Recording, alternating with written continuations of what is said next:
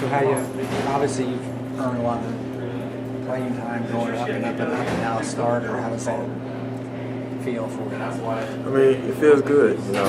Coaches have confidence in me to get the job done, and it's just a matter of fact of going out there and showing my ability.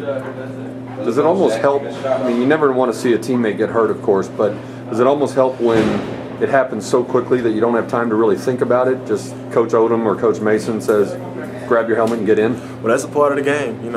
People get hurt. You always have to be ready for your number to be called. That's what happened, last Saturday. Would it have been easier to make your debut in a game when it wasn't pouring rain, where, considering you guys as the last line of defense, if you make a mistake, it could end up in the end zone? Would it have been easier in better conditions for your first real playing time? I mean, I really didn't think about it too much. It was just the fact of going out there and, helping my team and not having, too much of a drop-off after, Ryan went down. How, looking at the future, how big of a deal is this for you? In other words, being able to start as a freshman? Well, starting as a freshman, it gives me a chance to, get a feel for the game. Being young, so sophomore, junior year, it's going to be just like that, be easy. But I mean, obviously, it's going to help you gain that experience. That's true. Now that you've had a chance to look back at the film from TCU, how would you evaluate your own performance? Well, I had a couple of mistakes, but, being my first game, I looked past that, one snap and clear, and I'm ready for this next game and ready to make plays. Coach Jones said on Tuesday that you'd been getting a lot of reps in practice anyway for the last few weeks. But now that you know you're starting Saturday against UTEP, is your preparation or your week of practice any different? Oh, no, it doesn't change. You always prepare like you're that guy. You never know when your number's going to be called. And like it was Saturday, I had to step in and play. So just keep everything the same and stay within myself and do what I do. That's what I was wondering, is if you really felt, were you prepared Saturday to go in there? Obviously you were. Yes, I really was. Like Coach Odom always told me, prepare like you was that guy. I had to. Yeah. When you came here, what were you thinking for this year? Were you thinking I'm going to earn a starting job?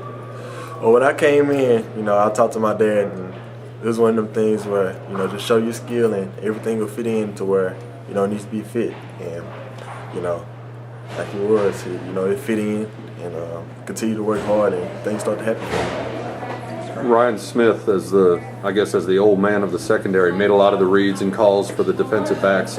How do the lines of communication change? Who's making all the calls and the decisions back there for you? Well, it becomes a group effort now. All of us together making calls. Looking at film. Sharing information with each other.